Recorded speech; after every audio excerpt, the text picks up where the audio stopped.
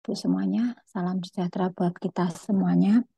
Alhamdulillah hari ini kita dipertemukan Rabu 9 Agustus 2023 dalam kegiatan workshop penulisan artikel jurnal internasional bereputasi yang diselenggarakan oleh LPPM UPN Veteran Yogyakarta. Yang terhormat Bapak Sekretaris Lembaga, Bapak Dr. Suranto, MP, yang terhormat Kapus Publikasi AKI, yang terhormat Kapus KKNTTG, Bapak Ibu sekalian, dan insya Allah nanti narasumber akan segera bergabung ke kami, yaitu Ibu Profesor Dr. Pil Hermin Indah Wayuni MSI. Baik Bapak Ibu peneliti di lingkungan UPN Veteran Yogyakarta, akan kami sampaikan susunan kegiatan acara hari ini.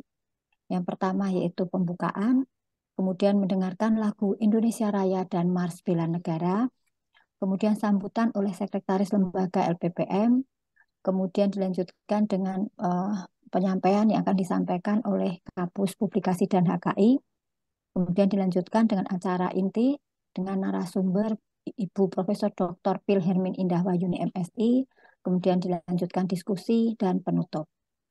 Baik, sebelum acara kita mulai, marilah kita berdoa menurut agama dan kepercayaan kita masing-masing. Berdoa dipersilahkan. Berdoa selesai. Acara selanjutnya yaitu mendengarkan lagu Indonesia Raya dan Mars Bela Negara.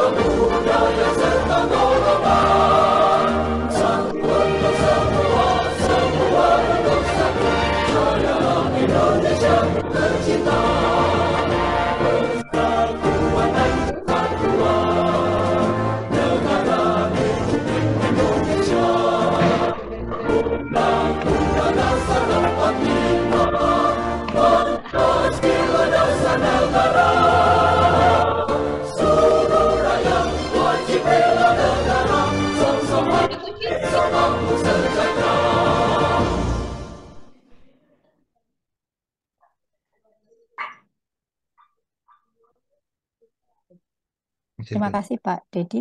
Baik, untuk acara selanjutnya adalah sambutan yang akan disampaikan oleh Sekretaris LPPM yang terhormat Bapak Dr. Suranto MT, dipersilahkan.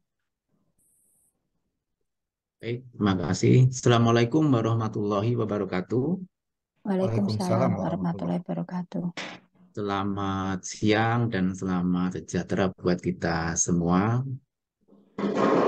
Kepada Profesor Hermin Indah Wahyuni yang saya hormati, nampaknya beliau sudah hadir di tengah-tengah kita yang nanti menjadi narasumber pada hari ini. Kemudian kepada para kapus, di sini ada kapus Publikasi Pak Prayudi, kemudian ada Ibu Endah Wahyurini, ada Bapak Bambang Sugiarto yang saya hormati, kemudian kepada Bapak Ibu peneliti, baik untuk IBA eksternal maupun internal yang saya hormati. Marilah kita sama-sama panjatkan puji syukur kehadirat Allah Subhanahu wa Ta'ala yang pada hari ini kita diberi kesehatan dan sehingga kita bisa mengikuti acara Zoom pada hari ini. Bapak Ibu yang saya hormati, pada hari ini kita menyelenggarakan workshop penulisan artikel jurnal internasional bereputasi. Ini tujuannya adalah Baik. sebagai eh, panduan ataupun sebagai apa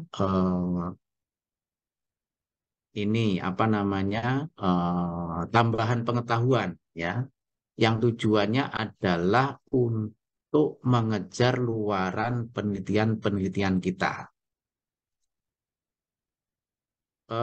Kita tahu bahwa semua skema ya, baik itu penelitian internal kita, hibah internal kita maupun hibah eksternal, selalu ada namanya luaran artikel. Dan artikel ini sasaran utamanya adalah di jurnal internasional bereputasi. Sehingga nanti harapannya adalah output luaran itu bisa tercapai semua. Begitu. Mengapa demikian? Karena setiap triwulan kita selalu diminta untuk melaporkan hasil luaran penelitian. Sehingga nanti bisa jadi ya, misalnya ada yang luarannya di akhir tahun ataupun luarannya nanti di tengah tahun. Nah, itu nanti akan selalu kita laporkan. Ataupun bisa jadi luaran yang tahun lalu baru diterima, kemudian dipublikasikan pada tahun sekarang, itu pun kita laporkan. Nah, sehingga luaran-luaran ini sangat penting buat kita semua, karena ini menyangkut tentang apa namanya indeks kinerja utama kita, ya, atau sering disebut sebagai IKU.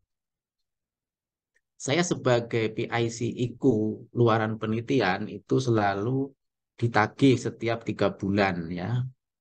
Berapa luaran penelitian pada triwulan pertama, berapa pada triwulan kedua dan seterusnya. Dan perlu Bapak Ibu ketahui bahwa untuk bisa mengakses luaran penelitian kami ya di LPPM itu mengandalkan sister ya, maaf, Sinta ya, bukan sister, maaf ya, Sinta ya. Jadi Bapak Ibu sekalian, jika luaran penelitiannya itu yang diterbitkan itu sudah keluar, maka mohon untuk diupdate. Kalau misalnya luaran di Scopus ya, di Scopusnya itu diupdate ya, di apa Sinkronisasi. ID-nya ya, di ID-nya Scopus diupdate, kemudian di Google Scholar-nya pun diupdate. Sehingga ketika kami mengupdate Sinta itu sudah masuk semua begitu ya, sehingga kami melaporkannya lebih mudah begitu.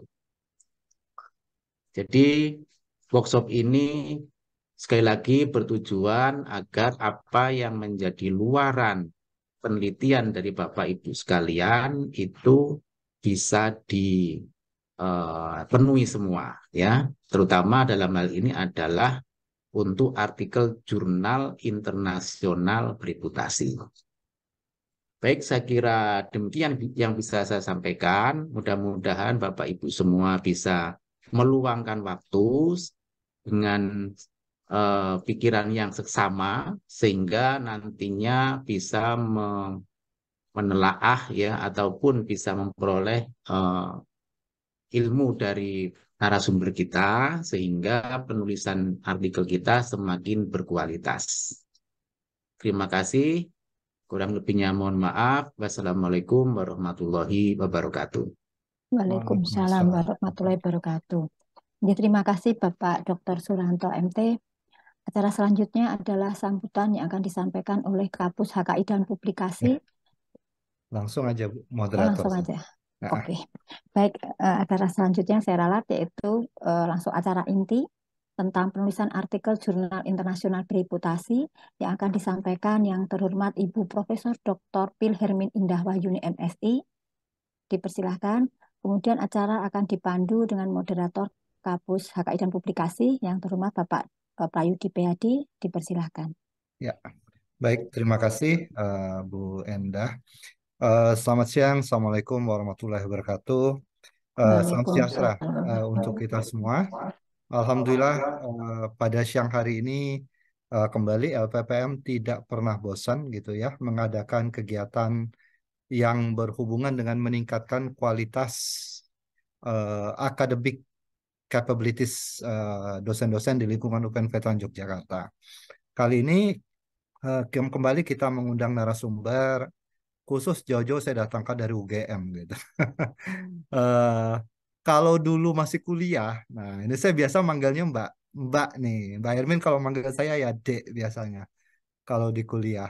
Tapi kemarin saya harus mengundang beliau Prof gitu ya, kan sudah Prof. Nah, saya dipanggilnya jadi Mas gitu. Oke lah, saya terima dipanggil Mas karena udah ubanan juga sekarang. Jadi kalau masih kuliah dulu dipanggilnya Dek sama Mbak kita biasa kalau ketemu di kampus. Nah, jadi Prof Hermin ini satunya di UGM, S2 di UGM juga ya Prof ya.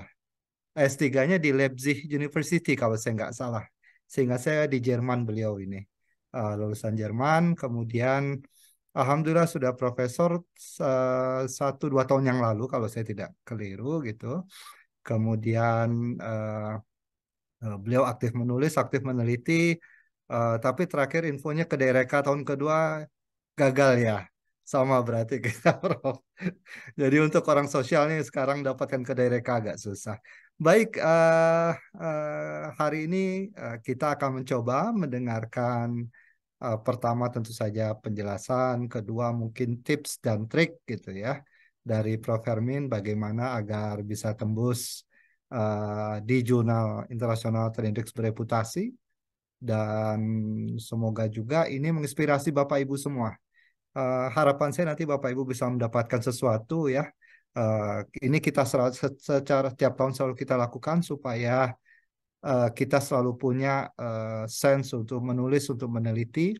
Kemudian nanti setelah workshop ini, saya harap Bapak Ibu tidak check out dulu karena ada beberapa pengumuman berkenaan dengan insentif jurnal yang akan kami sampaikan dan beberapa hal lainnya. Saya silakan Prof. Hermin untuk menyampaikan materinya. Iya, iya. Terima kasih Mas Prayudi. Aduh, Dek Prayudi juga nggak apa-apa itu ya. Masih apa? Tetap menjadi adik saya gitu ya. Em, Iya, saya senang sekali Mas Prayudi ketika diminta untuk sharing ya bersama teman-teman semua di sini. Salam kenal tadi juga dengan Pak Suranto, salam kenal Bapak. Saya Hermin, saya kakak kelasnya Mas Prayudi gitu ya. Dan dari jauh ya, dari UGM tuh paling jauh, tapi kadang kita malah nggak ngobrol gitu ya. Dan Iya. apa namanya, memang saya kira kalau kita bicara tentang penulisan jurnal bereputasi ini memang kita butuh saling apa ya, curhatan gitu sebenarnya. Ini nanti mungkin lebih sifatnya curhat-curhatan lah Mas Prayudi ya, karena sebagai peneliti saya kira kita mengetahui bahwa landscape pertarungan kompetisi itu luar biasa, dan saya kira untuk teman-teman LPPM juga menjadi penting untuk mengikuti ya dinamika apa yang sebenarnya terjadi, sehingga isu substansi dan isu administrasi itu bisa seiring gitu ya. Saya sering kena penalti ya Mas Praidi kalau apa namanya ngambil kalau di UGM tuh ada namanya rekognisi tugas akhir. Jadi kita menulis bersama mahasiswa begitu, tapi kita boleh memberikan refleksi dari data, misalnya 2-3 mahasiswa itu kita buat namanya RTA. Nah, RTA ini kalau nggak tembus itu penalti selamanya gitu ya. Dan masa-masa COVID itu kemarin saya baru terbebas dari RTA setelah 3 tahun ya. Saya ambil terakhir tahun 2021 dengan COVID dan macam-macam, baru saja tembus semua Mas di 2023. Itu artinya untungnya apa namanya, ada pemahaman begitu ya, bahwa kemudian oh ibu sudah bisa, misalnya 1 udah masuk, oh ibu bisa maju lagi gitu. Saya kira menulis itu saya kira kan kita tahu ya teman-teman, itu nggak instan begitu ya, dan prosesnya itu nanti saya akan cerita ya bagian curhatnya itu. Sekarang ini saya kira saya tuh menulis rata-rata 2-3 tahun itu baru tembus gitu ya, karena mungkin nanti kaitannya dengan impact faktor. Jadi ada 2 hal teman-teman. Kalau teman-teman mau mengejar mungkin untuk profesorship, memang kita kadang cepat-cepat ya, kita pengen cepat, dan itu Scopus untuk Indonesia saya kira sudah oke. Tapi tantangannya lagi Mas Prayudi dan teman-teman, sekarang ini kita bicara impact factor, dan kalau kalau di UGM kita join dengan World Class University itu WUR itu ya, yang kita kemarin turun tuh ya, apa UGM dari 230 sekian menjadi 260 sekian karena impact factor. Nah, yang namanya impact factor ini nanti nafas panjang lagi itu, karena jurnal yang Scopus tidak otomatis nanti punya impact factor. Nah, ini mungkin saya akan coba mulai untuk pemicu ya. Saya kira pemantik diskusi kita sih ya, teman-teman ya. Oh, sorry, sebentar. Saya sebentar. Nah, oke. Iya, Bismillah. Ya, ini dari beberapa kali saya sempurnakan, tapi sebenarnya kalau untuk bicara publikasi dalam dunia akademik itu saya kira teman-teman ini memang satu sisi kita menikmati gitu ya, enjoy. Jadi karena memang proses menulis itu sebenarnya penghiliran ya dari proses yang namanya riset, dan riset itu adalah karakter kita gitu. Kalau kita mau jadi pengajar itu harusnya kita bisa tampil percaya diri itu ketika kita banyak riset gitu. Nah, untuk mencapai juga performa yang kuat dalam publikasi ya saya kira kita perlu memahami. Nah, pembicaraan kita siang hari ini saya kira senang sekali teman-teman didukung oleh lembaga yang sangat menyadari pentingnya reputasi akademik ini ya. Jadi kita ngobrol dengan serius ini ya. Jadi satu, saya memahami bahwa publikasi dalam dunia akademik itu hilirisasi riset. Jadi kita punya riset tapi kemudian menghilirkannya itu bisa nasional, bisa internasional. Jadi menurut saya janganlah kita mulai lagi membicarakan nggak perlu itu Scopus, nggak perlu. Saya kira dua-duanya bagus ya, menghilirkan riset intinya. Tapi kalau teman-teman mau main di nasional, monggo, main internasional, sekarang itu sedang didorong gitu. Jadi isunya bukan untuk menghantamkan antara harus Scopus atau harus kita kalau bahasanya di UGM locally rooted gitu ya, kita mengabdi saja kan sudah cukup gitu, enggak ya. Jadi ini ada beberapa hal dalam reputasi ya saya kira dunia akademik. Yang kedua adalah pengembangan ilmu pengetahuan pasti ya. Kemudian reputasi akademik penulis gitu. Karena konsistensi seorang periset itu menulis itu akan menunjukkan dia itu tertarik apa gitu. Ketika penulis mendapatkan reputasinya, maka lembaga juga akan mendapatkan reputasinya. Monggo kalau di UPN dapur untuk masak risetnya di mana? Prodi-prodi, pusat-pusat studi gitu ya, itu harus didorong untuk memperkuat reputasi akademik lembaga. Dan juga saya kira ini nanti arahnya ke reputasi akademik negara ya. Kenapa tadi sampai Mas Prayudi menyiapkan tuh ya dana-dana insentif itu karena ada reputasi yang akan dikejar. Nah, ini ada data dari Scopus yang sempat saya potret ya tahun 2020. Sekarang nih sulit lagi nyari yang beginian ya. Tapi di sini kelihatan ya sebenarnya jumlah publikasi Indonesia itu sebenarnya nggak buruk-buruk amat ya teman-teman. Kita itu kalau di Asia di 2000 ini saya kira 2020 ya, itu kita nomor 3 loh ya. Ya, walaupun jauh ya ini ya. Cina itu 27.000, India 12.000, Indonesia itu 7.000 masih di tahun 2020 ya. Tetapi ini nanti ada skornya gitu ya. Misalnya di sini kita di-crosskan lagi dengan citasi dan self citation. Nah, ini kita kan cukup tinggi nih, teman-teman. Self citasi. Jadi kita mensitasi kita sendiri. Nah, ini yang menurunkan ya, apa namanya, indeks kita gitu. Tapi kalau kita bicara negara dengan publikasi terbanyak, Indonesia masih masuk ya. Cina, India, Indonesia, South Korea dan Jepang itu di 2020. Malaysia, tetangga kita ini tapi poin World Class University Research-nya tinggi, dia di 152 sekarang ini, sehingga Indonesia masih di 230, 260 bahkan mendorong ke 200 itu berat. Nah, ini yang kita harus bareng-bareng ya masuk gerbong ini. Itu tadi yang kaitannya dengan reputasi negara. Di 2021 Indonesia ke nomor 4 kita ya, Cina, India, South Korea, Indonesia, Jepang, ya Malaysia ini mungkin sekarang memperkuat kualitas kalau saya lihat ya. Ini tapi kita jumlahnya agak turun ya di 2021 5.322 ya. Dengan kemudian self citation 1.330. Tapi mungkin kalau kita ngelihat by subject nanti mungkin datanya agak mendebarkan ya karena mungkin sedikit lagi, belum lagi ini social science loh, belum social science. Nah, nanti mungkin beda lagi angkanya ya teman-teman. Tapi inilah potret yang saya sebut tadi reputasi negara gitu. Nah, di dalam konteks Scopus tuh, penulisan internasional kita ada ekosistemnya nih teman-teman. Kenapa sih kok kita bicara tentang Scopus, Google Scholar, WOS gitu ya. Ada orang yang aku lebih happy deh kalau aku cerita Google Scholarku gitu ya. Tapi apa namanya? Itu kan Google Scholar kurang mantap itu sebagai pengindeks itu. Ada namanya Scopus dan WOS. Dan sekarang kalau di Indonesia kita pakai Scopus ini. Tapi sebenarnya apa itu gitu? Mungkin untuk memperkuat ya keyakinan atau apa semangat kita ya di dalam menulis. Nah, ini saya ambil bagaimana sih membandingkan pengindeks. Ini sebenarnya mereka itu pengindeks gitu. Nah, 3 pengindeks ini sebenarnya sama-sama ya, pengindeks dokumen ilmiah ya. Tentunya ketiga pengindeks ini mempunyai banyak perbedaan, terutama dalam ukuran dan cakupan. Jadi kalau Google Scholar ini saya kira teman-teman senang ya kita kalau lihat Google Scholar tuh mesti angkanya lebih tinggi kita ya.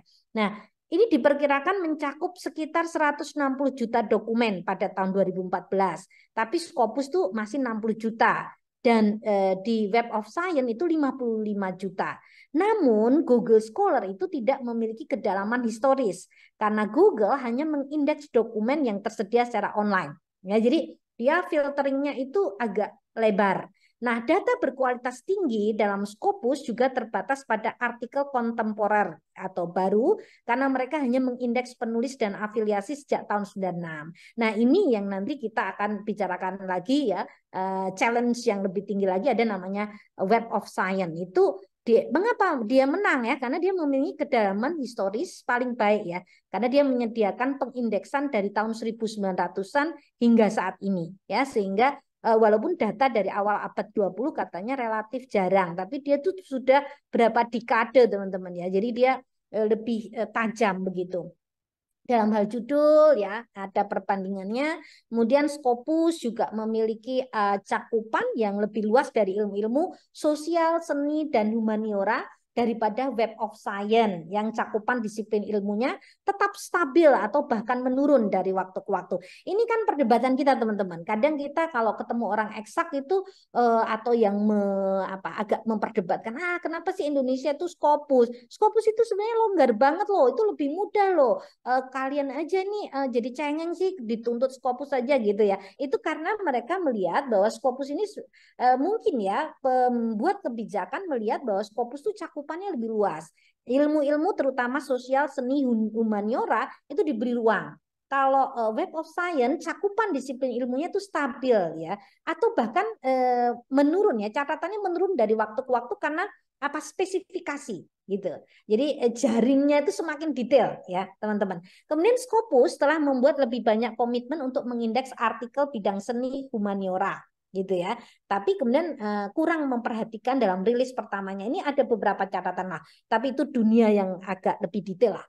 Nah, komitmen Scopus terutama tercermin melalui penyertaan jurnal nasional yang sangat penting dalam banyak ilmu sosial dan disiplin ilmu humaniora itu sudah masuk di dalam Scopus. Sekarang kalau di fakultas ISIPOL, jurnal kami JSP juga sudah menjadi saya kira terindeks Scopus. Saya kira Q4 ya mungkin masuknya. Nah, ini juga teman-teman masih ya perbandingan pengindeks ini. Kualitas standarisasi data juga sangat berbeda pada ketiga pengindeks ini, terutama antara Google Scholar dengan dua yang lainnya. Terutama ini ya, bahwa Web of Science memiliki reputasi untuk kualitas data yang lebih tinggi karena praktek yang telah lama dikembangkan 5 dekade. Praktek pengindeksian WOS ini juga sudah dikembangkan sejak era pradigital, dikuratori gitu ya, dan standar yang sudah tidak diragukan lagi. Nah, data Scopus tidak memiliki tingkat pengindeksan setinggi Web of Science pada awalnya, mengingat karena sumber datanya sangat bergantung pada metadata yang dimasukkan untuk tujuan yang berbeda. Kalau Google Scholar memiliki kualitas data sebenarnya paling buruk dari keduanya, karena tidak ada pembersihan atau pengindeksan manual. Nah, kenapa teman-teman kita perlu paham seperti ini ya, biar kita bisa membayangkan ya masing-masing dari kita kalau menyemangati ya sekarang dipotret nih, oh Google Scholarku segini,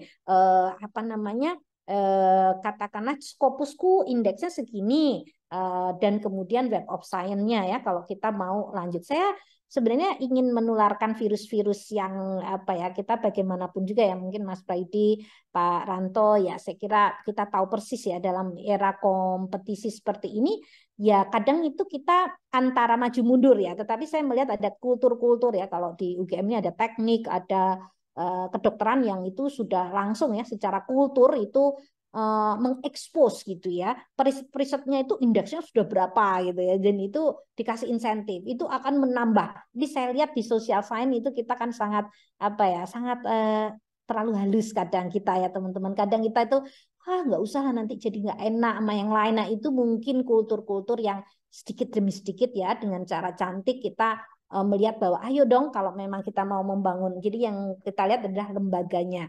Itu saya kira virus seperti itu mungkin showing reputation itu mungkin boleh dicoba ya. Saya kira itu kalau untuk yang mengelola lembaga saya kira menjadi penting ya untuk menyemangati, bukan untuk ngejelek-jelekin.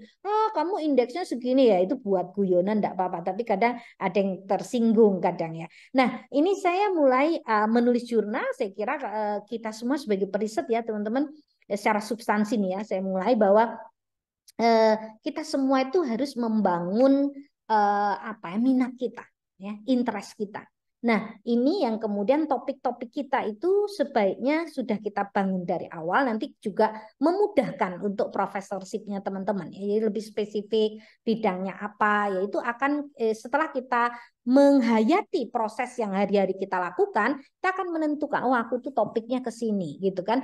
Nah, pasti kalau kita nulis di jurnal ya, nasional ataupun bereputasi, pasti ya itu daya tarik ya harus ada, kebaruan, novelty ya, ini penting kita menegaskan, mendeklarasikan apa, dan pentingnya riset yang dilakukan khususnya kontribusi pada pengembangan keilmuan dan bidang kajian yang spesifik. Kemudian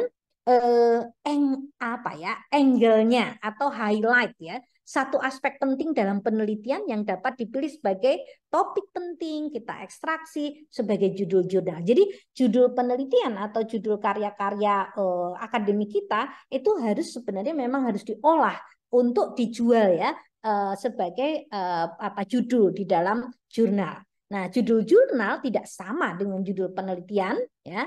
Kemudian judul adalah ekstraksi dan narasi penting dari temuan-temuan yang paling kuat untuk diekspresikan. Nah, ini yang juga akan dilihat teman-teman, argumen utama dan argumen pendukung ya. Bagaimana penulisan jurnal didorong oleh keinginan untuk menyampaikan argumen utama yang ingin ditawarkan gitu ya. Kemudian argumen ini harus kita strukturkan gitu ya sejak awal. Nah, mungkin kalau kita ingat proses ya kita menuju S3, kita menuju S2 ini strukturnya ini kita perlu rancang sejak awal. Kemudian penting sekali saya rasakan tuh ya kalau menulis jurnal ekspresi narasi gitu. Yang tersistematisasi sedemikian rupa akan memudahkan pembaca ataupun reviewer melacak argumen utama dan argumen pendukung. Kadang kita tergoda teman-teman. Saya itu pernah dibolak-balikin itu hanya karena saya ingin mempertahankan gambar kadang gitu ya.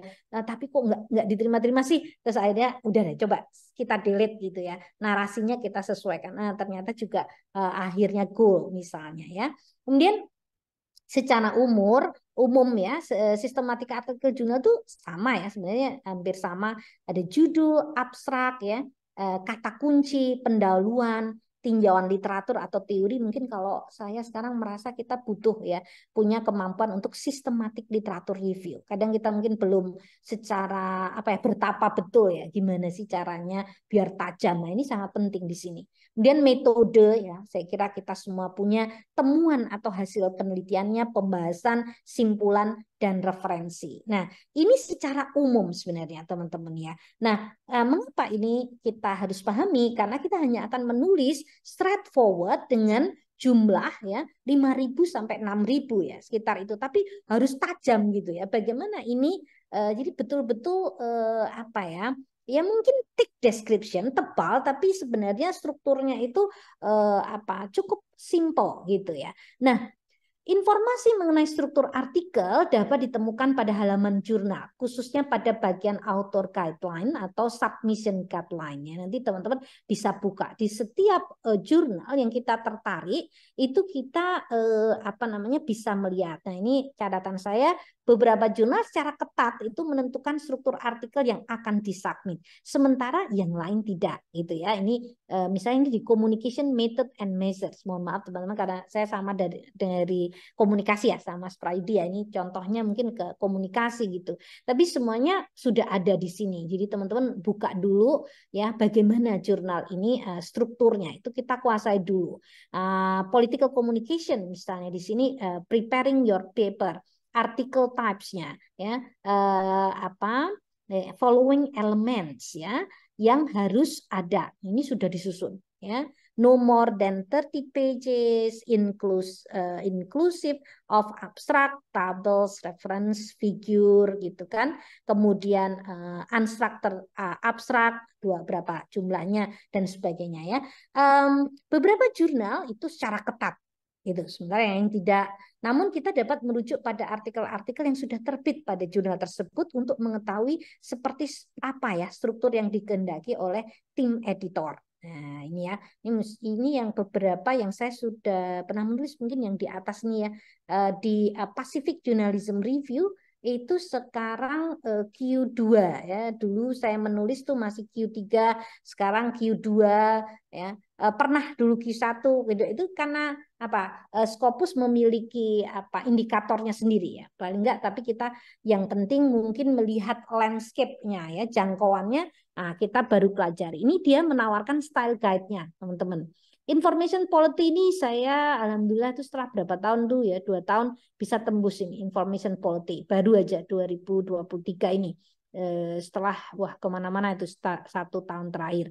Kemudian media Asia ini juga alhamdulillah ini dulu saya pernah ya publish ini di 2014 waktu itu, karya waktu Asia Media, yaitu saya masuk ke situ.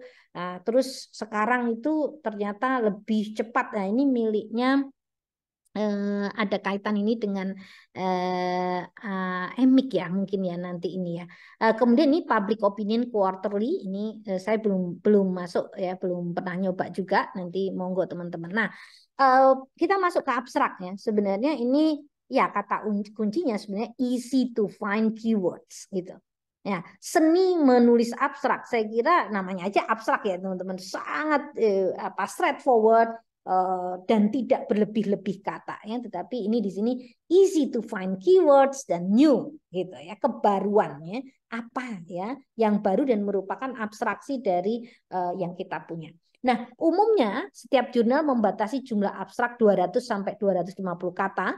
Beberapa jurnal misalnya Kybernetes, ini saya baru aja masuk, ini juga cukup lama ini Kybernetes ini, menentukan secara khusus struktur abstraknya. Jadi nanti kita lihat ya, misalnya ada yang langsung purpose, design atau metodologi approach, finding, research limitation, original value, keyword, paper type ya, research paper. Ya, itu kita perlu pahami. Nah, ini tulisan saya di Media Asia, itu Pandemic in the Complexity of the Digital Era, How Online Media in Indonesia Construct the Reality of COVID-19. Risetnya saya kira 2020 awal ya, waktu COVID itu, tapi baru muncul di 2023 ya. Ini saya kira maunya periset itu ya mbok sabar gitu ya, kata tadi Pak Suranto sama Mas Praidi, ayo cepet gitu ya, tapi itu 3 tahun ya relatif ya. Setelah dijajakan dan ditolak-tolak itu Mas Praidi dan teman-teman ya, ini ya akhirnya masuk ke Media Asia dan relatif cepat waktu itu karena temanya pas. Nah, pendahuluan. Nah, ini berfungsi sebagai latar belakang pentingnya ya tema dalam jurnal ya. Memberikan konteks pentingnya tema yang kita pilih, menjelaskan tujuan melakukan riset dan kemanfaatan. Nah, saya kira kalau teorinya saya kira kita sudah paham sih teman-teman ya, tapi memang ada seninya dan itu yang harus kita rasakan ya prosesnya. Riset-riset terdahulu dan munculnya gap ataupun kebutuhan riset bisa diekspresikan ya pada bagian ini. Ya, ini metode juga begitu. Saya kira setiap keilmuan kita bagaimana ya ringkas bagian metode dalam penelitian kita, karena mereka kayaknya maunya desain gitu ya. Jelaskan pendekatan yang kita gunakan, desain penelitian perlu dijelaskan secara detail A sampai dengan Z-nya. Yakinkan bahwa metode yang kita terapkan dapat menjamin reliabilitas dan validitas hasil penelitian kita. Nah, ini penting. Reliabilitas itu artinya alat ukur desainnya itu bisa disajikan dan dapat dibayangkan orang, oh nanti caranya atau hasilnya kemungkinan dengan cara itu validitasnya bisa kita percayai. Kalau social science kan mungkin agak uniknya di sini gitu ya. Catatan reviewer akan melihat ketepatan pemilihan metode dan apakah desain yang ditawarkan dapat menjamin bahwa temuan kita logis dan dapat dipertanggungjawabkan. Nah, itu kemudian teori. Bagaimana peneliti memilih teori yang digunakan? Nah, ini juga kan latihannya hari-hari ya teman-teman. Kalau kita di kelas itu kan maunya theorizing, teori apa yang menginspirasi ya. Ada sifat deduksi, induksi, atau abduksi ya. Itu abduksi sekarang lagi ngetren. Abduction itu jadi ada teori diterapkan, nah bisa juga di reframe lagi. Nah, ini social science banget ya. Mungkin kalau yang dari eksak itu mungkin dengan karakteristik sendiri. Nah, teori ini kalau bisa bukan display konsep-konsep yang terbatas ya. Teori merupakan induk dari konsep yang kita gunakan untuk membangun unit kajian dalam penelitian, dan tentukan dan rangkai teori secara cantik ya. Bisa dimulai dari lingkup paling makro hingga mikro pada objek kita. Saya senangnya tuh kadang ketagihannya nulis jurnal itu karena kita berlatih untuk precise gitu ya. Jadi betul-betul itu targetednya itu ada. Kemudian tawaran desain kerangka pikir kita sendiri dapat menjadi penutup bagian ini. Nah, ini teman-teman yang mahal harganya. Sebenarnya teori-teori tadi kan harusnya tuh kita sendiri nih mau apa membaca itu. Nah, ini yang proses kita di kelas pun saya kira kita mengajak mahasiswa untuk ke sini. Nah, ini yang agak kadang lama gitu ya. Muternya bisa beberapa tahun. Nah, temuan ini identik dengan data penelitian kita bersifat murni, belum dianalisis dan direfleksikan dengan sesusun sesuai dengan sistematisasi yang kita bangun melalui desain penelitian kita, temuan akan sangat nyaman dibaca jika kita memiliki struktur sistematisasi dan kategorisasi yang jelas. Jadi mungkin ya kalau strategi saya itu agak mengawinkan sih teman-teman. Kadang kita kan boleh juga ya betul-betul grounded research itu. Tapi kalau untuk jurnal itu kadang kita perlu menunjukkan dulu ya bagaimana atau cara kita menyusun tools of analysis kita. Ya, dan temuan juga bisa ditampilkan dalam heading ya, yang merujuk pada rumusan masalah yang kita pecah dalam pertanyaan-pertanyaan penelitian. Jadi ini problem sistematisasi ya, harus kuatnya. Pembahasan ini eksplorasi data dengan menggunakan teori yang dipakai, dialog data, teori, konteks gitu, implikasi yang muncul, bagaimana refleksi penulis dalam membaca temuan-temuan yang spesifik. Ya. Kemudian reviewer akan melihat ya sebenarnya teman-teman, apakah penulis memiliki tawaran perspektif dari masalah yang dia angkat. Jika tidak, kesannya ya sering bahasa kita so what then, ngapain ya mendeskripsikan banyak hal. Ya, mengapa bersusah-susah menulis tapi tidak mampu mengabstraksikan temuan. Nah, itu selalu problem kita. Nah, simpulan itu postscript ya, refleksi dari penulis untuk konteks yang lebih luas, tema spesifik yang kita pilih diorientasikan untuk konteks yang lebih luas lagi. Misalnya belajar dari kasus spesifik Indonesia untuk ditarik pada isu yang lebih makro pada konteks internasional misalnya. Kemudian keterbatasan dan limitasi. Nah, itu maksudnya bukan menunjukkan kelemahan riset kita ya, tapi menunjukkan kespesifikan domain kajian kita serta potensi-potensi pengembangan riset di bidang sesuai topik yang kita pilih. Nah, ini itu sudah sampai ya. Saya kira kalau isu substansi itu sama persis ya teman-teman ketika kita mempertajam ya topik-topik kita. Nah, setelah menulis ya waktunya submit dan menunggu proses review. Ya, ini ada pertanyaan, ngelihat jam ya. Saya kira kita semua pernah mengalami ini ya. Awalnya itu sedih banget kan ya kalau kita ditolak itu sedih banget itu ya. Tapi lama-lama sudah biasa ditolak itu jadi biasa itu ya. Ini gambar yang sering dipakai ya. Jadi setelah paper kita bawa ya sudah siap. Wah, ini rasanya tuh macam-macam ya pedangnya ya. Pokoknya untuk sampai ke goal sini itu panjang. Jadi most scientists regarded the new streamlined peer review process as quite an improvement. Jadi memang filter mereka adalah memang jalannya itu semakin tajam gitu. Jadi cuman yang ada itu mukul. Tapi nanti coba kita lihat ya apa yang sebenarnya terjadi. Bukan untuk nakut-nakutin lah ya. Tapi kalau kita lihat ya, setidaknya ini saya ketemukan di yang Emerald ya, the journal publishing process itu setidaknya ada 8 ya teman-teman ya prosesnya. Jadi dari submit kemudian editor check. Nah, editornya ini penting teman-teman ya, karena dialah yang akan bertanggung jawab pada satu publikasi tertentu gitu ya. Kemudian ini ya, your paper will then be read by the journal editor to see if it fits with the aim and scope of the journal. Makanya kan teman-teman kadang kita langsung ditolak tuh sama editornya, belum masuk ke editorial board loh ya. Tapi ini ada perbedaan ya sebenarnya. Editor ini dia bisa mengatakan kayaknya kamu nggak cocok, itu langsung ya. Itu tapi kadang ada yang begini. Aku sudah tahu nih tim editorialku bakalan ngomong ini. Bisa nggak kamu dandani ini gitu. Saya pernah ini baru proses ya teman-teman memajukan riset tentang stunting. Tapi dia arahkan untuk ke kesehatan yang bidangnya nggak sama dengan saya. Akhirnya saya milih untuk saya tarik ya. Karena tidak sesuai. Karena dia mengharapkan lebih ke kesehatan anaknya itu. Karena kan saya nggak punya ilmunya. Nah ini editor sebenarnya. Ada yang di awal filter gitu ya, tapi ada yang juga langsung diarahkan ke editorial board-nya.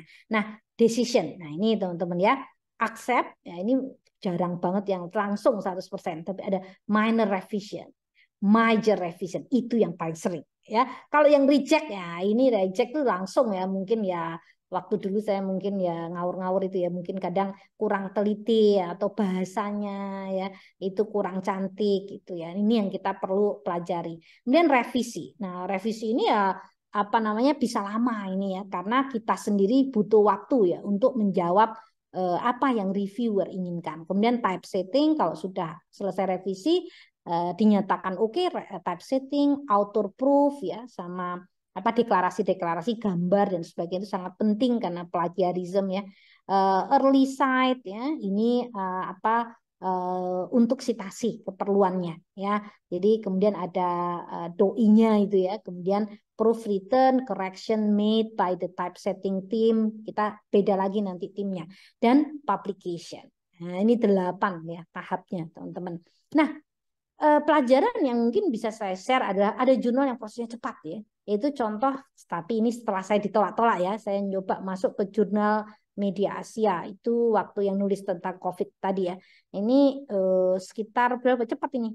11 Juli 2022 with editor, kemudian 11 Juli out of for review, kan itu bisa kita ikuti ya teman-teman di dalam prosesnya.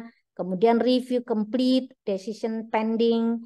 Nah, itu kita deg-degan udah ya, nyampe mana ini ya, revision required ya, dia butuh revision incomplete ya, kalau masih salah dikembalikan, revise manuskrip, submitted lagi, kemudian sudah dengan jurnal administrator with editor dan out for review. Ini cepat ya, saya dari Juli, Agustus, September, ini contoh yang cepat itu ya.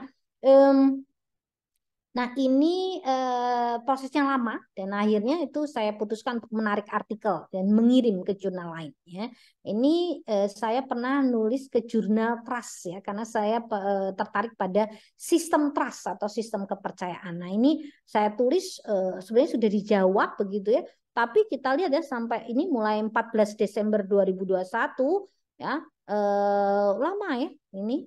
Ya, kemudian submission incomplete, masuk lagi ya, submitted with journal administrator, dan akhirnya kami pikir wah ini agak lama bakalan ya, karena kadang ada yang cepat gitu ya teman-teman, tapi kalau kita lihat kok kayaknya lambat banget dan kita butuh cepat kita withdraw. Ini pernah nanti saya punya cerita tentang jurnal ini. Kemudian isu substansi ya, saya kira ini yang biasanya ada beberapa jurnal yang mengatakan how to craft ya a good journal submission that reviewers itu appreciate itu ya. Ini dari Runway, editor of Mass Communication and Society Journal. Jadi ada tipsnya itu ya. Jadi satu, ensure ya that the formatting is correct and it is no longer than 30 pages ya. Reviewers sometimes get annoyed by poor formatting and sloppy proofreading. Nah, ini yang ceroboh gitu ya. Jadi agak jorok ya, proofreadnya nggak bagus, nggak rapi. And they also don't appreciate manuscript that are seemingly endless. This may seem like minor issue, but they can make a difference for thumbs up or thumbs down. Jadi wah, kasih jempol atau sebenarnya jelek gitu langsung ya.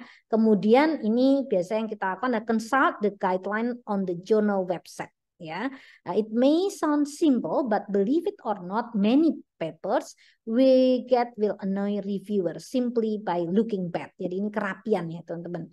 Kemudian kedua, the not so obvious issue. Nah, ini kadang kita ya, karena kita memang bukan negara berbahasa Inggris gitu ya. Jadi isunya itu nggak jelas gitu ya. Consider whether the topic is good fit for the journal. There is no shortcut to this. Instead, determining the fitness of your manuscript is something that authors need to do more homework on. Ya, misalnya ini ya, top reason for text reject. Nah, ini untuk a poor fit in terms of topic and style langsung. No relevance whatsoever to media or mass communication. Ini karena temanya atau jurnalnya di sini ya. To narrow a focus on single case or country. Lacking societal relevance. Incomplete, ya, tidak lengkap, abstrak, missing or format is clearly messy. Data are too old. Anything older than 5 years is pushing it. Ya, ini tapi bisa kita perdebatkan ya, yang dimaksud lama dan baru. What makes a good journal submission from the perspective of reviewers? The ultimate goal of all academic publishing, for that matter, is to advance research in the field with potential or real contribution to theory and knowledge. Ini kalau dari jurnalnya ya. Nah, ini teman-teman bisa lihat lanjutannya ya ini ya. Reason for finding an empirical research article in communication science interesting, ini misalnya kategori of interest. Jadi mereka tertarik kalau yang counter intuitif, teman-teman. 53%. Ya, di sini misalnya kita menantang teori yang sudah established. Memberikan counter intuitive finding. provide surprising finding that go against traditional wisdom. Gitu ya. Dan ini 49% foundational. Classical studies that open up new avenue or research itu menarik. Kemudian pendekatannya yang baru, 47% new approach. Provide new ways to understand. Misalnya ya, teman saya baru kemarin mampir ke sini, dia editor juga tapi dari jurnal sosiologi begitu ya. Dia sangat tertarik bagaimana digital environment in digital society di Indonesia. Itu cerita-cerita yang seperti apa. Nah, itu menarik ya karena new perspective, new approach juga ya. Kemudian 33% quality and exemplarity. Ya, di sini represent empirical research ya. Excellence, rigor, rationality in its different shapes ya. Strong and robust methodology, on point literature review. Nah, ini kita kayaknya perlu belajar terus ini kalau untuk systematic literature review. Dan 23% insightful and practical. Ya. Simply written and compelling, provide good description, rich cases, offer clear description of finding, addresses clearly the practical implication of result. Gitu ya. Nah, itu saya kira poin-poinnya teman-teman. Nah, ini kalau ini kedua ya, tahap kedua, layer kedua, karena kita kalau mau masuk kompetisi ini impact factor. Nah, ini yang sekarang sebenarnya kita masih belum betul-betul masuk ke sini, teman-teman. Nah, ini kalau kita bicara impact factor itu akhirnya kita lebih bertapa lagi untuk memilih sebenarnya jurnal mana yang akan kita pilih. Jadi yang ada yang masuk kategori emerging sources citation index. Ya, ini jadi ini oleh Thomson and Reuters yaitu new database in Web of Science. Jadi ini kalau saya gini teman-teman. Nah, Scopus itu kayaknya yang sekarang biasanya kita kejar dan kita sudah sangat happy untuk ke sana, tetapi kadang beberapa jurnal di Scopus belum tentu sudah dengan tadi filter yang Web of Science tadi. Jadi kalau mau impact factor itu memang masuknya biasanya ke yang Web of Science tadi atau Scopus yang memang sudah memiliki impact factor. Ya, jadi di sini yang kategori emerging sources citation index, saya juga melihat beberapa jurnal yang saya masuk ternyata itu juga masih emerging gitu. Nanti itu masuk kategori tertentu kan. Ya, jadi itu kayak kelasnya sudah Scopus emerging juga. Tapi untuk dia diakui sebagai SSCI ya di sini ya. Ini journal index in the SC will not receive impact factor gitu. However, gitu ya, citation from the SC will be included in the citation count for journal citation report gitu. Nah, a such citation from the SC will contribute to the impact factor of other journal. Nah, ini maksud saya adalah lebih detail lagi, teman-teman. Nah, ini kalau teman-teman sudah suka nulis banget ya. Nah, ini kita bisa ngejar ini pelan-pelan ya. Web of Science biasanya agak lama. Oh, sorry teman-teman.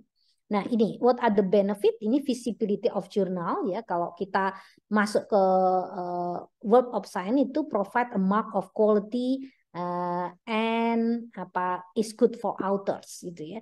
We have already seen institution and funders suggesting publication in an index journal similar to what already takes places with other Web of Science databases gitu ya. Jadi ini yang biasanya lama. Oke. Apakah masih ada? Ya, refleksi ya. Ini sedikit lagi ya. Ini jurnal yang mungkin saya sangat terkesan ya, baru aja ini belum publish tapi ini lama ya teman-teman, lama yang saya bilang tadi. Ini kalau saya ingat ini 20 Juni 2022 tapi ini nggak tahu mungkin ada laman sebelumnya, saya rasa lebih lama dari ini 20 Juni 2022 gitu ya. Kemudian saya dapat reviewer yang ngerti banget. Jadi saya itu teman-teman senang dengan teori sistem gitu ya. Kalau di komunikasi itu cybernetic perspective namanya. Dan yang kalau kita masuk ke teori-teori itu kita akan ketemu dengan komunitasnya ya, yaitu Kybernet ini. Nah, kalau kita sudah connect dengan orang-orang yang memang menyukai itu ya, dan kita mulai masuk ke jurnal, nah itu kita akan terhubung dengan orang-orangnya ya. Dan saya menulis itu, saya yakin itu kayaknya karena apa namanya autopoiesis system itu dari Hasanah, dari sosiolog ya Jerman ya. Nah ini saya ketemu dengan reviewer yang jago gitu ya, dengan Niklas Luhmann itu juga ya, mungkin beberapa teman tahu.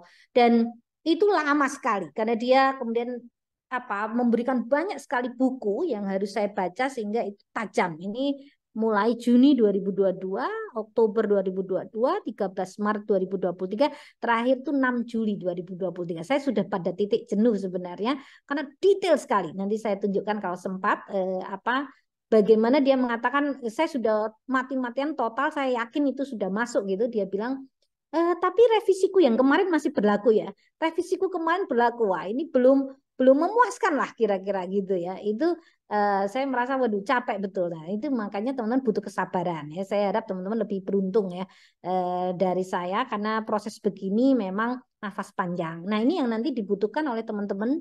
Kalau sekarang ya untuk profesorship kan teman-teman harus menunjukkan koresponden historinya ya. Ini teman-teman lihat ya. Ini kalau ini yang di information politik kalau nggak salah itu mulai Desember 2021 teman-teman ya, kita lihat nih Maret ya 2022, April 2022, April, Juni, Agustus, November, Januari, Mei, akhirnya 31 Mei 2023 ya baru tembus. Nah ini bisa mencatat kita ini untuk menunjukkan biasanya apakah kita berproses betul dalam penulisan itu yang mahal sekali harganya teman-teman. Jadi kadang kita tanpa sadar ya kalau kita masuk ke dunia jurnal ya maka kita belajar betul dari komunitas yang memang tertarik ya sama-sama. Nah itu biasanya kan ketika kita sudah menulis, misalnya saya sudah nembus Kybernet ini, maka saya akan menjadi reviewer untuk Kybernet itu ya beberapa masuk dan otomatis kita engage gitu ya. Ini juga ini teman-teman, nah tadi ya kaitan dengan impact factor. Mungkin teman-teman pernah dengar kita harus bayar berapa. Nah, itu kalau ya nanti ya suatu ketika kalau kita sudah pengen mengejar impact factor, memang kalau kita kan akan masuk ke yang bisa dibuka ya, yang full access itu, yang open access itu teman-teman. Nah, itu bayarnya itu untuk itu bukan untuk masuk-masuknya ini. Ini tetap ya hampir semua jurnal-jurnal bagus itu menjamin proses untuk seleksi itu. Ya, jadi bayarnya itu untuk dapat diakses oleh gratisan oleh banyak orang. Nah, itu yang sekarang juga jadi perdebatan ya, teman-teman. Ini juga masih ya koresponden history ini kalau ini Desember 2021 sampai Mei 31 2023. Ini mungkin yang untuk Kybernet itu yang saya sangat terkesan karena saya udah pada titik jenuh dan saya merasa paling mudah nggak mungkin ya habis ini ditolak itu. Nah, tapi ternyata teman-teman ya itu selalu ada ya proses itu. Jadi reviewernya galak betul 1-2, kadang 1 sudah minor, 2 masih cerewet itu ya bolak-balik. Tapi kalau editornya bilang ini bisa dipublish, itu mungkin reviewer itu jadi pertimbangan saja. Nah jadi kita memang tidak boleh putus asa saya kira teman-teman. Nah ini mungkin ya menunjukkan ya teknologi transparency and collaboration, integration analysis of digital government problem during the COVID-19 pandemic in Indonesia from a public communication perspective. Itu tulisan saya yang saya bilang tadi Desember 2021 ya sampai completed itu 31 Mei 2023. Ini yang kemarin jadi penalti untuk saya. Jadi kalau saya ini enggak publish saya nggak dapat pendanaan lah gitu ya kalau di UGM. Nah ini contoh-contoh saya mulai main-main ya berusaha ya awal-awal di jurnal tapi mungkin dulu itu tidak intens gitu ya karena capek gitu rasanya kalau jurnal itu dulu ya. Ini tulisan awal-awal saya Indonesian Broadcasting Policy ini mungkin tulisan kedua ya. Awalnya mungkin ini yang pertama betul itu di media Asia, kemudian ini juga digitization in Indonesian broadcasting tentang digitalisasi. Jadi saya sudah nulis 2014. Prosesnya itu sampai sekarang ya nggak beres. Tapi ini lucunya ya jurnal ini juga ada karakternya teman-teman. Kalau dulu saya nulis aja gitu kan. Dulu nggak seheboh ini ya perskopusan dan sebagainya. Waktu itu media Asia itu belum jadi Scopus gitu. Baru ini ya mungkin 5 tahun terakhir ya kemudian dia jadi Scopus. Nah itu nanti akan nyambung ya ke profil kita. Kemudian ini ada tulisan. Nah, ini juga ya teman-teman, ada terobosan juga. Kita nulis bareng. Itu juga bisa mempercepat. Kalau ini tulisan yang sangat saya senangi ya. Ini mainstreaming climate change issue, challenge for journalism education Indonesia. Saya nulis di PGR dan ini untuk professorship saya ini, saya kira sampai sekarang ini juga yang cukup banyak citasinya ya. Bagaimana saya melihat kurikulum Indonesia untuk climate change itu kayaknya masih minim. Ini awalnya ya. Terus setelah itu kalau ini nih ISKI itu bagus karena dia udah berbahasa Inggris ya teman-teman. Tapi ini sebenarnya Sinta masih ya Sinta. Tapi yang baca banyak ini teman-teman. Jadi ada dua hal ya kalau menurut saya.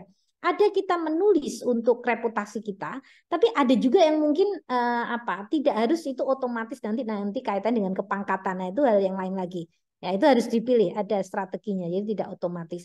Kalau ini publikasi-publikasi bersama saya, ini kalau ini tulisan S2 ya, mahasiswanya terus sampai akhir dengan Mas Ngurah ini social media and organizational management itu juga setelah beberapa tahun ya. Kemudian ini juga tulisan yang saya senang sekali, His Disaster Discourse in Local Indonesian Media. Ini dengan mahasiswa juga mahasiswa ya, tapi dosen itu bisa menjadi corresponding authors. Nah, itu karena kita bertanggung jawab ya kalau corresponding author. Nah, ini publikasi bersama dengan Profesor David Robi di Pacific Journalism Media. Ini kita waktu itu connect dengan funding riset namanya WCP. Makanya ini teman-teman kadang penulisan itu ada hilir ya, tapi hulunya memang kita grabbing dana dan itu butuh strategi juga ya. Ini dengan teman dari Taiwan, Jiang Bangdeng, ini juga cukup banyak pembacanya.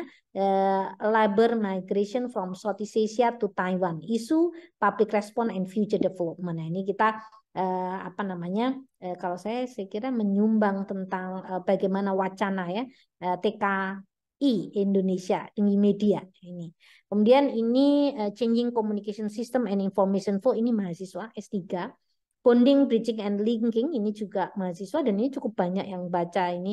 Tapi ini saya kira di Malaysia ini sebenarnya. Nah, itu juga harus ya teman-teman, harus kita lihat ya editorial boardnya. Kadang kalau professorship sih saya dengar jurnal Malaysia kadang kita pertanyakan karena editornya nggak dari banyak negara. Gitu-gitu tuh harus, kalau teman-teman mau ngejar professorship ya itu masih harus aware gitu. Jadi harus double gitu ya ininya. Upayanya itu selain mengenali jurnal kita, dan karena sama ya upaya kita itu teman-teman nulis itu sebenarnya sama ya walaupun memang tadi ketika Web of Science itu rata-rata itu saya merasa 1 tahun itu ya memang ya alhamdulillah ya kalau bisa tembus, tapi pengalaman itu kurang dari itu lebih ya dari itu. Ini mungkin ini contoh sedikit aja Mas, ini bagaimana ya. Ini contoh revisi-revisi ya bagaimana ketelatenan kita. Nah, ini menghabiskan betul energi saya di tahun-tahun kemarin ya. Tapi saya pengen gitu, Kybernet itu jurnal bagus sekali.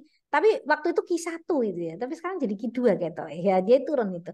Nah, tapi ini saya sudah merasa ya detail. Reviewer 1 itu kan dia bilang ini ya reviewer 1 statement ini sangat detail. Ini yang saya bilang tadi orangnya sangat ahli di bidang ini gitu ya.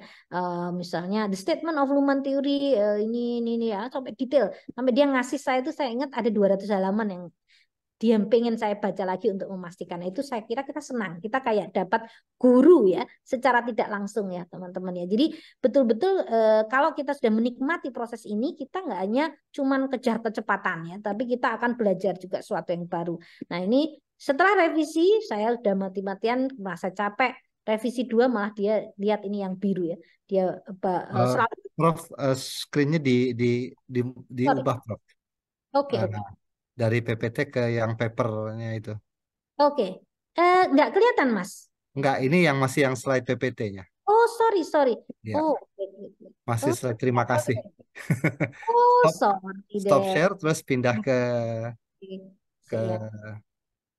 saya tak pindah dulu. Oke, bentar. Itu cuman untuk menunjukkan Yes, I know. ya betul ya. Bentar ya. Sebentar, sedikit lagi. Nah, ini ya tadi saya ceritakan ya revisi revisi satunya tuh udah banyak gitu kan, udah perasaan udah mantap ya. Oke, dicatatkan sudah beres sejauh yang bisa diupayakan ya kita catat gitu ya teman-teman. Ini menarik ya. Dia bilang an additional observation that does not go to the heart of the matter but is important to take into consideration. Wah, dia kasih nih, saya dikasih arsip gitu ya sampai ini. I share the link so that you can verify gitu ya. Nah, Niklas Luhmann arsip bibliografi. Ini kita klik itu isinya 200 karya ya dari Niklas Luhmann. Ini yang menurut saya kita jadi belajar juga gitu ya. Tapi tanpa kita harus kenal. Nah, revisi 2 menarik ya. Setelah capek-capek dia tetap bilang the revision I made to the original version of the manuscript are still valid ya. Jadi semua dia minta lagi. Jadi dia juga lagi minta lagi the revision I made to the original version of the manuscript still valid. Jadi dia tidak puas ya. Ini tidak puas ya, tidak puas. Tapi yaitu akhirnya saya tanggal 6 Juli kemarin sih akhirnya wis tak kirim aja gitu. Dan dengan mengubah banyak hal yang menurut saya ruwet gitu ya. Jadi itu aja Mas Prayudi, saya kira untuk memberi gambaran konteks dan juga mungkin sharing saja ya. Jadi memang pelan-pelan ya, tapi itu semangatnya memang harus dijaga gitu. Jadi kita harus nulis macam-macam gitu ya. Tapi saya kira kita banyak belajar juga kok Mas Prayudi dari proses ini. Saya kira itu dari saya. Terima kasih. Ya, terima kasih Prof. Hermin atas paparannya. Ya, memang challenge dari proses penulisan ini adalah bagaimana kita menjadikan ini sebagai sebuah culture kita atau habit kita. Karena memang ya akhirnya Prof. Hermin juga mengakui kadang-kadang kalau menunggunya terlalu lama, ya kita tarik aja gitu ya. Karena tadi ada yang sampai 1,5 tahun, bahkan bisa sampai 2 tahun. Nah, mungkin saya ada pertanyaan, tapi saya beri kesempatan kepada peserta dulu. Silakan jika ada pertanyaan, raise hand dulu, 3 dulu deh. Sekaligus 3, jika ada pertanyaan. Bentar, ini saya pindah-pindah ke beberapa halaman gitu ya, karena ada beberapa. Oke, baik. Jika belum, saya dulu deh, Prof, untuk memancing. Nah, Prof, ini kan misalnya kita menulis ya. Salah satu karakteristik dari jurnal artikel kan adalah novelty atau kebaruan and how it contributes to knowledge gitu. Nah, sekarang dengan periode proses review yang demikian panjang, kemudian ketika itu publish, will it still be considered as novel gitu loh dalam konteks keilmuan itu gitu. Jika kemudian prosesnya demikian panjang, bagaimana menurut Prof. Hermin gitu? Iya, kalau saya yang kemarin dia yang lama-lama ini memang dia udah masuk ke domain komunitas ya. Jadi komunitas itu kayak emang hobi ya. Kalau hobinya seneng di sistem teori gitu ya. Orang-orangnya kan ke situ. Maka kebaruannya itu tidak langsung directly dengan empirically data itu Mas Praidi. Jadi tentang theoretically-nya gitu. Waktu itu saya mencoba mengkonekkan dengan jadi autopoiesis mekanisme tapi untuk membaca trust ya, sistem trust di Indonesia gitu. Sehingga datanya memang kita matikan ya sampai tahun 2021 akhir kalau saya nggak salah. Nah, tetapi perspektif ya. Saya kira perspektif itu dan saya kira mereka memang kalau kelamaan itu resikonya. Saya setuju. Saya setuju. Tapi dalam beberapa hal saya merasa bahwa tertariknya itu pada new approach-nya itu, Mas Paidi. Dan keberanian untuk katakanlah ya, Niklas Luhmann itu dalam bayangan saya kan memang dia grand theory ya. Dan cara memahaminya mungkin macam-macam. Nah, cerita dari Indonesia tentang interpretasi itu, nah itu menjadi sesuatu yang mungkin menarik bagi mereka. Itu Pak siapa namanya Dominici dari nggak tahu dia orang Italia dan Kai Bernet itu kan memang lebih ke Eropa sana gitu ya. Tapi saya merasa dia tidak menyinggung tentang refreshment dari data gitu. Tetapi saya juga pernah saya sendiri jadi reviewer terus apa namanya tentang apa ya, itu sangat terasa datanya tertinggal. Saya sebagai reviewer boleh meminta ya mengupdate kalau memang itu terkait. Tapi biasanya jurnal itu dia lebih apa ya, concern juga ya pada apa metode ataupun terobosan pembacaannya atau insight itu dari sesuatu gitu. Sehingga saya sendiri yang pernah malah kerasa kayaknya wah ini kalau kelamaan, saya sendiri kadang capek. Sebagai reviewer saya merasa itu sudah optimal gitu, tapi reviewer satunya mungkin nggak puas gitu ya. Itu kadang terjadi gitu. Jadi saya kadang kasihan juga, itu kayaknya memang orang Indonesia juga kayaknya. Dia diminta apa-apa, saya sendiri aja merasa kayaknya udah cukup deh, tapi datanya jadi tertinggal ketika itu akan publish ya. Setelah setahun 2 tahun pasti kan lewat ya. Saya kira itu Mas ya. Memang Baik. ada concern itu Ya, ya. terima kasih Prof. Silakan Bu Kus Haryanti, bisa langsung ditanyakan. Ya, terima kasih atas kesempatan untuk bertanya di siang hari ini. Selamat siang, Prof. Ini saya mau tanya tentang salah satu trik yang biasanya digunakan oleh penulis agar bisa publish di suatu jurnal, yaitu dengan mengutip artikel yang ada di jurnal tersebut. Nah, ini yang ingin saya tanyakan, seberapa efektif dari cara ini untuk bisa accepted. Terima kasih, Prof. Ini langsung Mas Praidi. Langsung. Ya, Oh, oke. sebentar. Satu lagi deh. Ini Apa, Mbak? Ya. ada pertanyaan. Seberapa esensial, Prof, ini dari chat? Seberapa esensial sumber jurnal atau jurnal yang sama atau bereputasi untuk dicitasi ini? Demikian, Prof. Maksudnya yang kedua gimana Mas Praidi? Seberapa esensial sumber jurnal yang sama untuk Oh iya iya iya. citasi? Nah, Mm-mm. Sepertinya sama ya dengan ya, pertanyaannya mirip. Mbak siapa tadi Mas yang Kus nomor Haryanti, Bu Kus ya Haryanti. Bukus ya.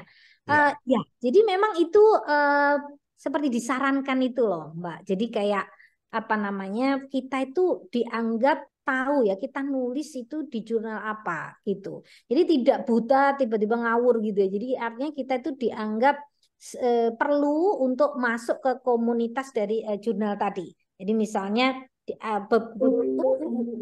sebentar sebentar. Sebentar saya itu ini kayaknya sebentar. Apa bisa mendengar suara saya? Bisa. Kayaknya aku dicari nih.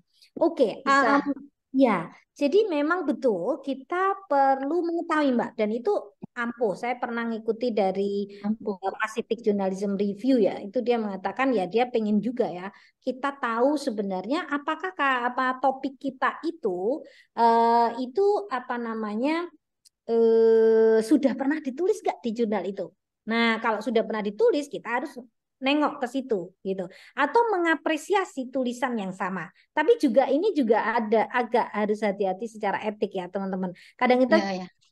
kita itu kadang kan kalau ngutip maunya nunjukin bahwa kita lah yang paling bagus gitu ya. Bukan untuk itu Ah. saya kira. Tapi untuk menunjukkan bahwa kita tuh mau naruh karya kita itu di tengah landscape apa kajian itu di mana. Itu yang lebih penting. Bukan untuk menunjukkan tuh kan punya aku paling baru loh gitu ya. Itu kadang kerasa Mbak. Nah, bukan untuk itu. Tapi mereka memang menyarankan karena itu nanti juga akan ngefek ya pada apa namanya pembacaan dari jurnal tersebut gitu. Dan kita juga serasa connect ya dengan jurnal itu. Yang agak bahaya itu self citation itu Mbak.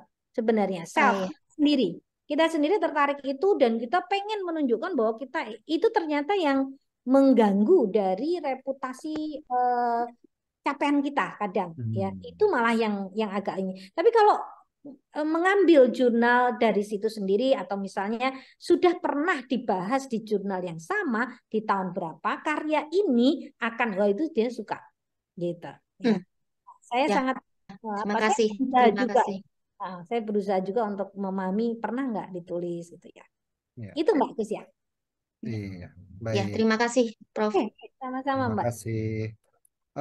Jadi tadi dengan kita mensitasi isu-isu serupa, kemudian kita tempatkan ya ibarat kata positioning paper kita yang mau kita tulis itu di mana gitu kira-kira landscape-nya.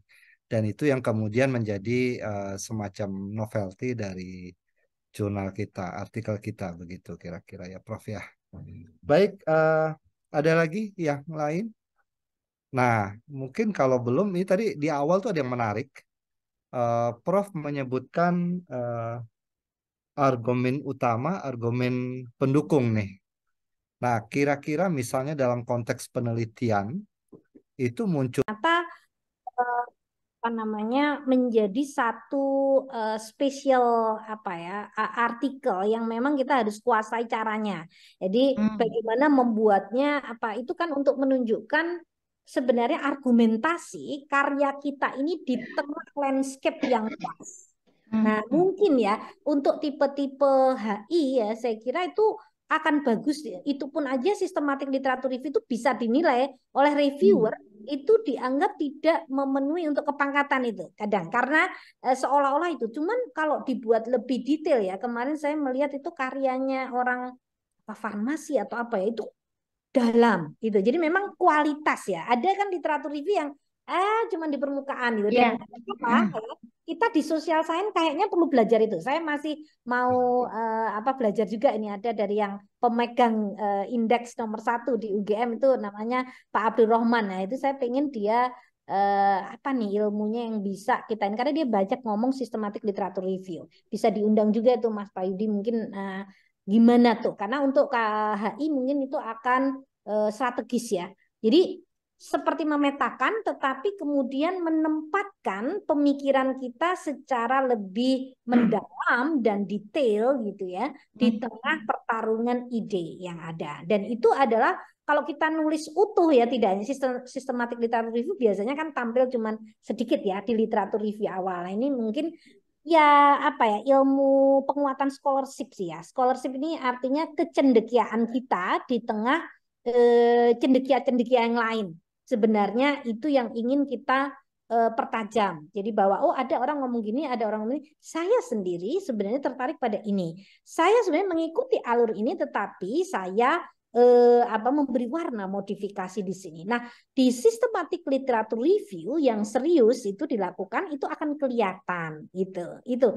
Nah, itu mungkin Mbak Tini dan kalau masalah penolakan itu ya memang apa ya itu setiap jurnal memiliki apa bisa mengatakan say no dan tapi saya dalam pengalaman saya tidak perlu apa ya tidak perlu takut sih sebenarnya literatur review kalau dibuat dengan sungguh-sungguh itu punya makna tapi biasanya saya based on research memang Mbak jadi based on research empirically ya jadi misalnya saya itu beberapa apa tulisan itu basisnya itu sebenarnya laboratorium yang live itu saya ada di Semarang itu tentang kehidupan Tambak Loro itu ya yang apa Rob itu ya wilayah Rob. Nah, itu sangat menginspirasi saya dan orang tuh ternyata tertarik dengan empirically-nya gitu. Walaupun di bagian yang lain theoretically apa framework itu menjadi satu pertaruhan. Bagaimana cara melihatnya gitu ya.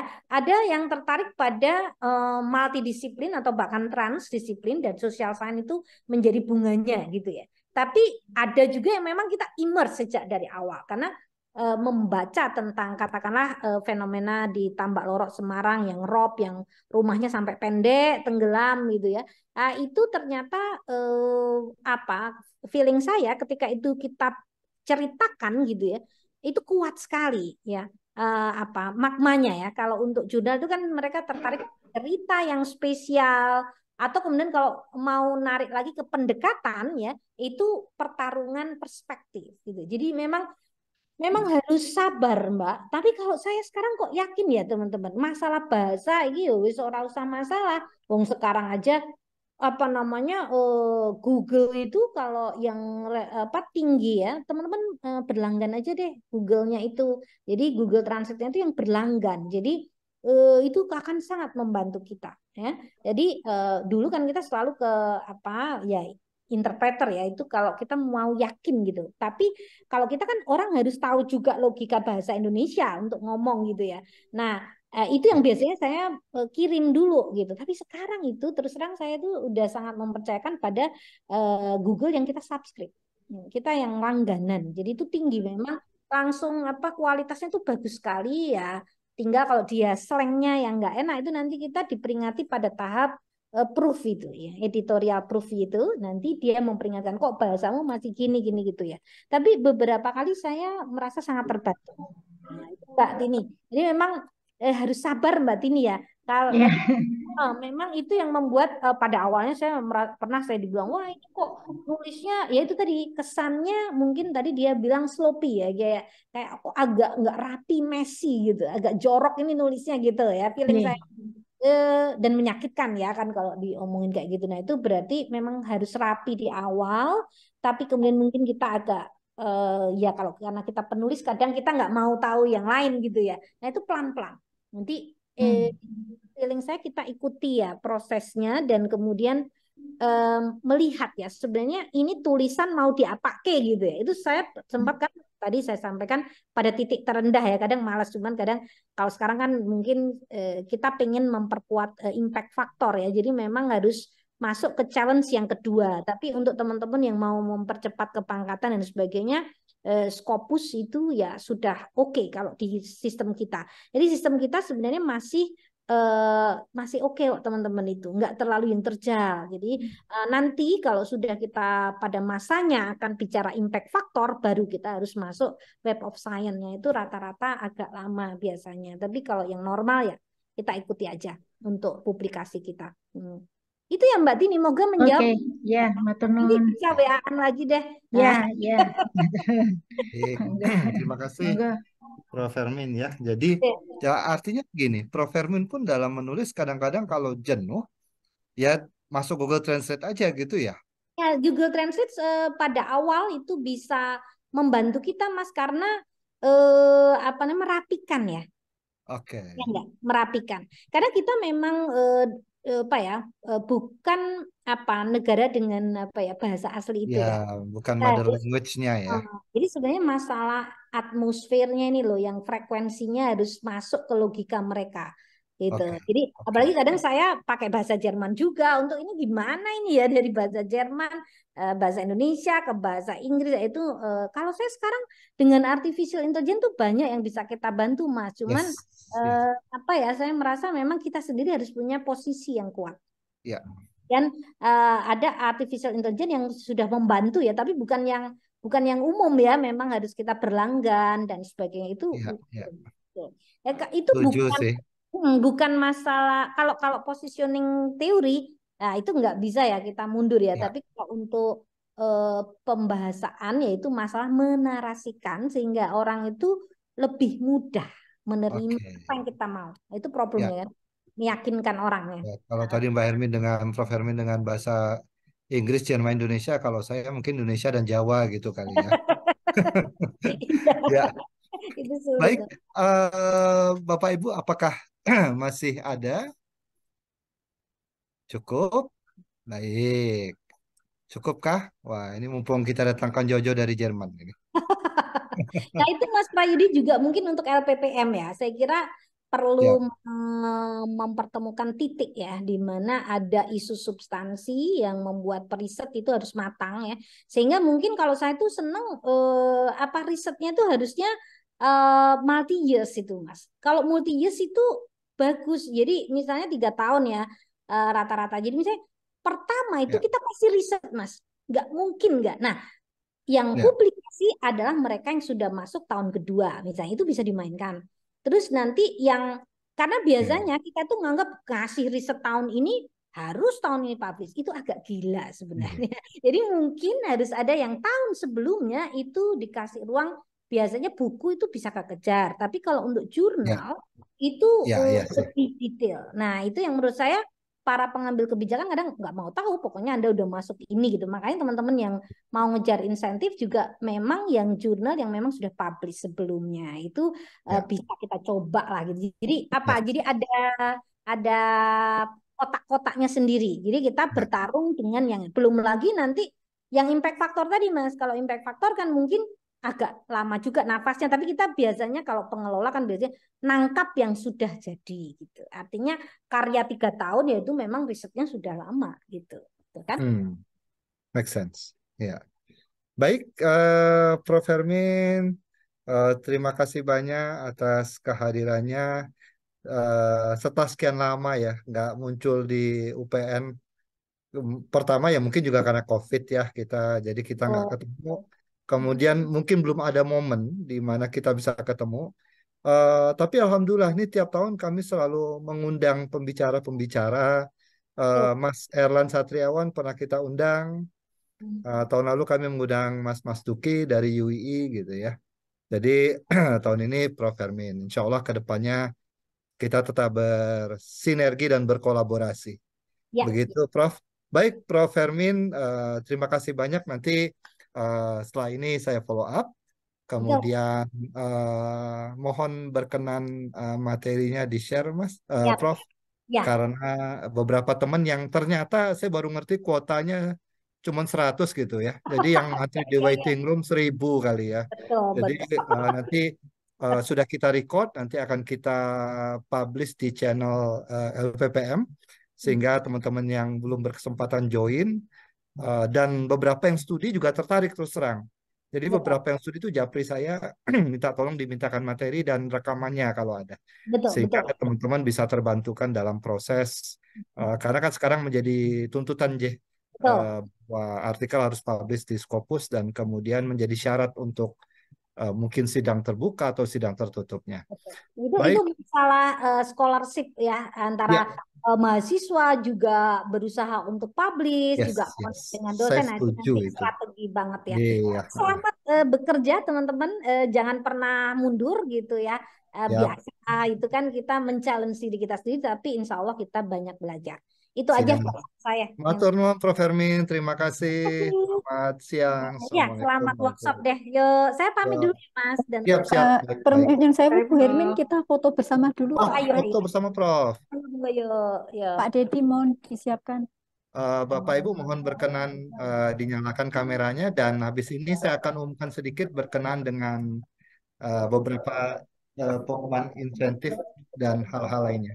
Halo, Prof. Hermin. Halo, halo. Pak Budi. Iya, sambil.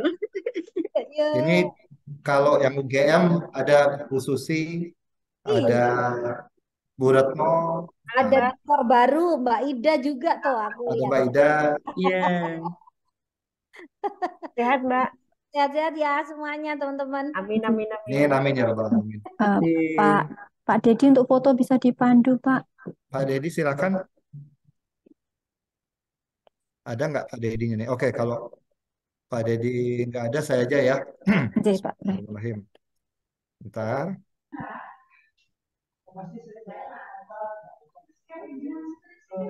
Baik, baru satu nggih, sebentar. Saya langsung share di WA saja supaya ini kan auto kehapus gitu. Sebentar, saya share di WA dulu. Oke. Sekarang saya masuk Zoom halaman kedua. Oke. Ya.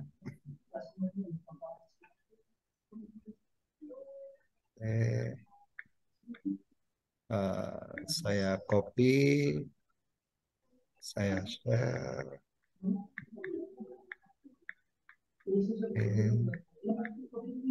Saya masuk ke halaman ketiga.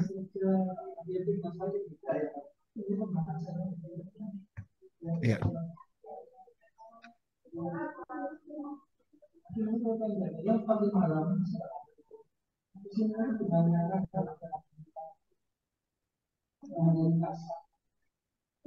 Oke, baik.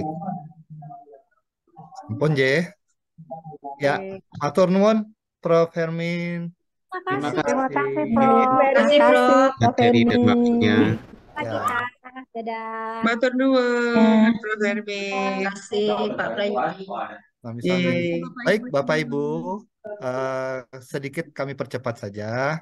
Jadi bahwa kami infokan bahwa LPPM nanti akhir bulan ini maksimal awal September itu akan berkirim surat ke fakultas-fakultas berisikan pengumuman jika Bapak Ibu memiliki tulisan artikel yang bisa didanai, nanti silahkan di-upload. Catatannya begini Bapak Ibu. Untuk artikel yang diberikan insentif itu adalah artikel Sinta terindeks 2 dan 1, kemudian artikel jurnal internasional, kemudian artikel jurnal terindeks Scopus. Nah, nanti Bapak Ibu akan kami sertakan link yang akan berisikan nama, jurusan, fakultas, tetapi juga nanti Bapak Ibu kami minta untuk memastikan bahwa artikel tersebut sudah masuk di Sinta Bapak Ibu. Jadi kami akan mengeceknya di Sinta Bapak Ibu semua. Misal, Bapak Ibu mengklaim jurnal Bapak Ibu sudah Scopus. Kami nggak cari di Scopusnya. Kami akan mencari jurnal Bapak Ibu itu di Scopus Bapak Ibu. Jika tidak ada di Scopus ini, maka tidak akan bisa kami danai.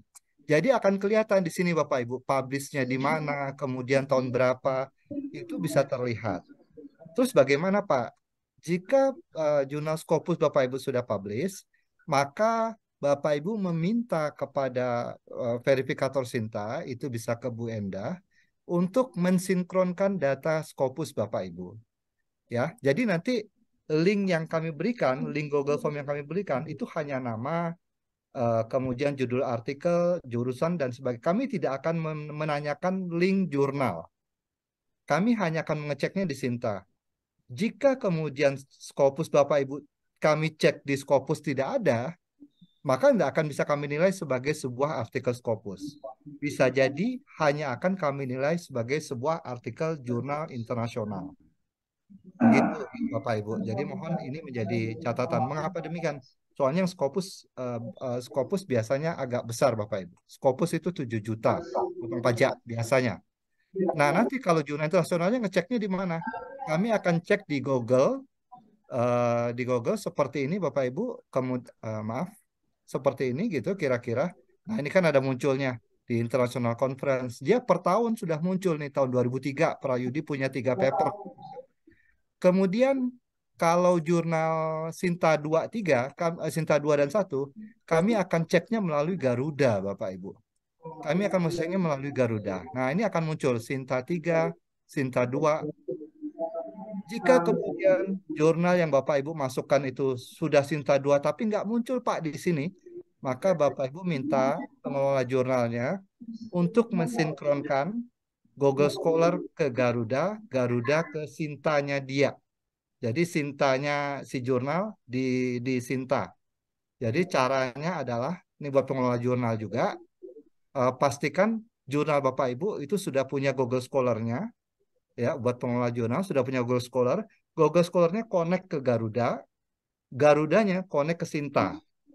Nah, ini buat pengelola jurnal ini punya cara sendiri nanti. Kita nggak perlu tahu, tapi Bapak Ibu harus dengan begini kami sudah bisa konfirmasi. Kami nggak usah buka artikel Bapak Ibu karena di Sintanya akan muncul di sini. Sinta. Dia Sinta 2, jurnalnya apa itu sudah ada. Terbitnya kapan itu di sini sudah muncul gitu. Jadi kami nggak repot-repot lagi. Mengapa demikian? Tujuan kami satu Bapak Ibu untuk menciptakan keadilan. Terus terang kemarin saya sempat diprotes gitu. Pak, jurnalku Scopus tapi bayaranku kok jurnal internasional begitu kira-kira. Nah, untuk menghindari hal ini kami patokannya Sinta. Jika Sinta Scopus Bapak Ibu nggak masuk di Sinta, bisa jadi kami hanya nilai sebagai sebuah jurnal internasional saja. Nah, nanti kalau Bapak Ibu protes ya saya lihat di Sintanya belum kok, belum ada di Scopus gitu. Begitu, Nje. Nah, nanti sejauh ini kita belum tahu yang mengajukan jurnal artikel berapa banyak untuk insentif. Nanti maksimal 2 dulu nggih Bapak Ibu. karena berdasarkan anggaran yang ada di kami dan rata tiap tahun yang mengajukan insentif, maka kami minta per orang mengajukannya 2 dulu, kasih yang terbaik. Artinya kalau Bapak Ibu punya Scopus, kasih Scopus dulu, baru jurnal internasional, baru jurnal Sinta. Begitu kira-kira. Kemudian kalau ada paten yang sudah granted, kemarin sudah ada keluar, suratnya saja boleh. Tidak harus menunggu sertifikat. Jadi surat bahwa paten sudah dinyatakan diterima, tapi sertifikat belum keluar, bisa kita berikan. Ngaten je. Itu sedikit pengumuman. Kemudian nanti setelah Monef 2 di bulan September, kepada para peneliti pengembangan khususnya, kita akan mengadakan mediasi paten dan insya Allah kita akan mengundang Prof. Budi, Dekan Fakultas Hukum UII, untuk mengecek apakah deskripsi paten Bapak Ibu sudah benar dan sudah tepat. Mengapa demikian? Sekali lagi kita bayarnya cukup mahal. Kita akan memastikan bahwa paten Bapak Ibu memang sudah layak submit begitu. Itu hal-hal yang utama.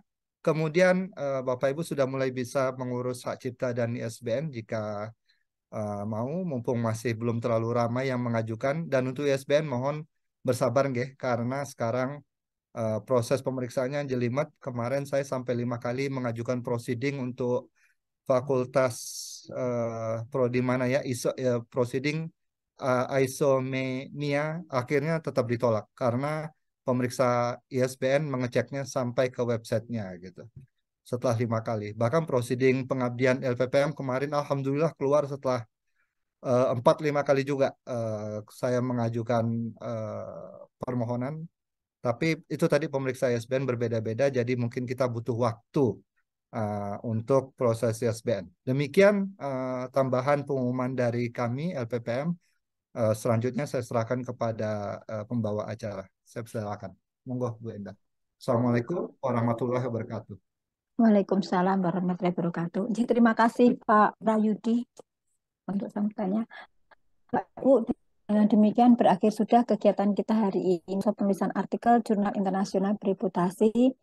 Terima kasih kehadirannya Bapak Ibu dan alhamdulillah kegiatan workshop ini berjalan dengan lancar. Terima kasih. Wassalamualaikum warahmatullahi wabarakatuh. Salam Waalaikumsalam. warahmatullahi wabarakatuh. Terima kasih Bapak Ibu. Terima kasih. Terima kasih Pak Yudi, Bapak terima Ibu kasih sekalian. semuanya.